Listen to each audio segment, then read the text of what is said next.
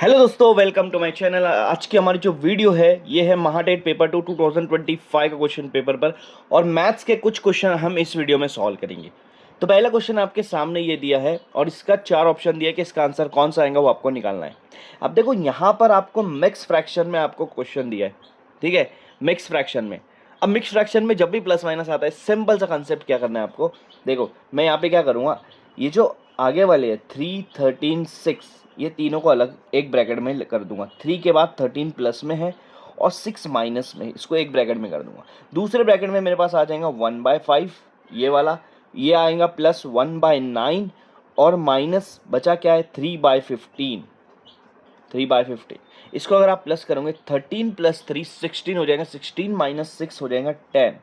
इसको आप करोगे तो यहाँ पर आप ये देखो कि जो लास्ट वाला है ये दोनों सेम टेबल में आती है। 3 1 3, 3 5 15। अब देखो यहाँ पे 1/5 प्लस में भी माइनस में दोनों कैंसिल हो जाएगा, तो आपके पास क्या बच रहा है 10।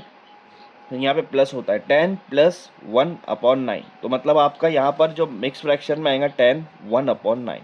10 1/9 का आपका यहाँ पर ऑप्शन में कौन सा है, फर्स्ट ऑप्शन आपका यहाँ पे करेक्ट है। तो ये आपके सामने सेकंड क्वेश्चन दिया है, in which of the following triangle does the orthocentre lies in the exterior of triangle.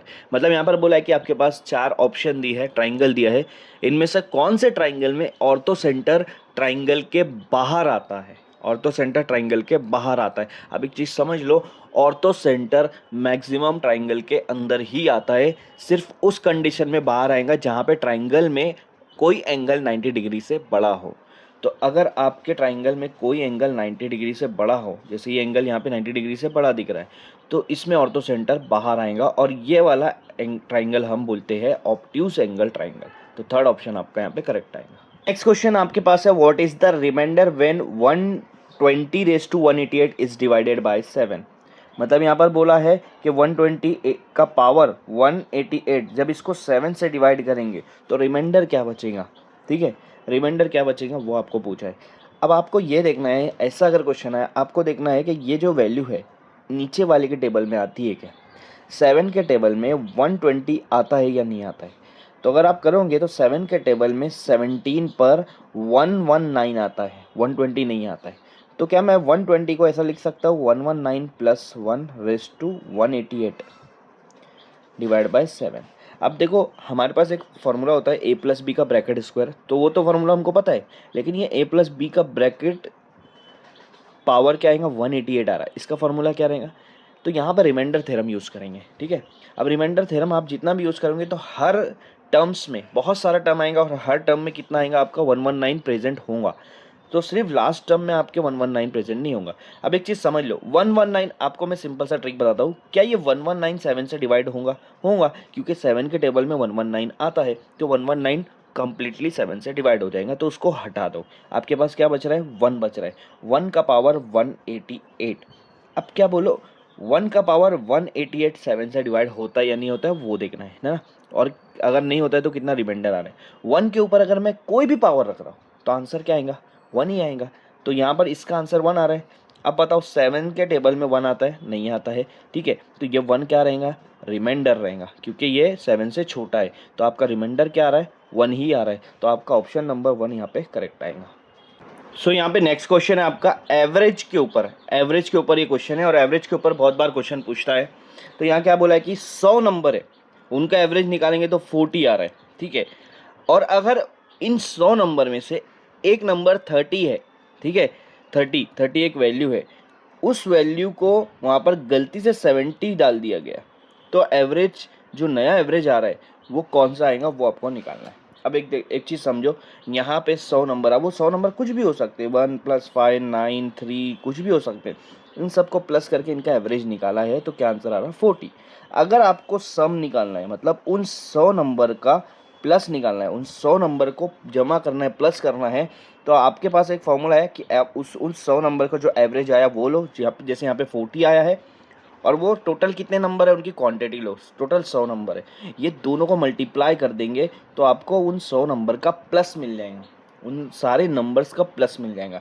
तो असल एवरेज कितना है उसका 4000 आना चाहिए।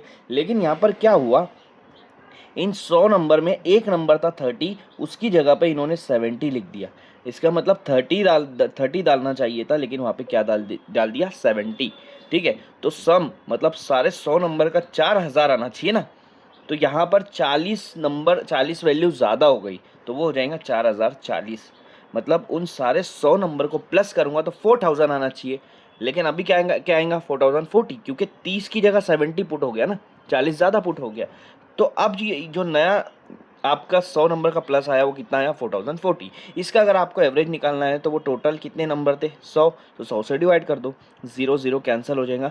404 को 10 से अगर डिवाइड कर रहे नीचे एक 0 है तो पीछे से ऊपर वाले नंबर पे एक पॉइंट लगा दिया जाएगा, तो आपका आंसर आएगा 40.4। 40.4 फोर्थ ऑप्शन है, फोर्थ ऑप्शन आपका करेक्ट आएगा। अगला क्वेश्चन ये है कि यहाँ पर आपको 4 इन्फॉर्मेशन दी है ट्राइंगल के बारे में और पूछा है इनमें से कौन कौन सा है जो ट्राइंगल बन सकता है इस इंफॉर्मेशन से। ठीक है, ये पूछा है। अब देखो ट्राइंगल कैसे बनता है, आप चीज़ याद रखना, अगर आपके पास तीनों साइड के यहाँ पर वैल्यू दी है तो आपको लेना है सबसे बड़ी वाली वैल्यू।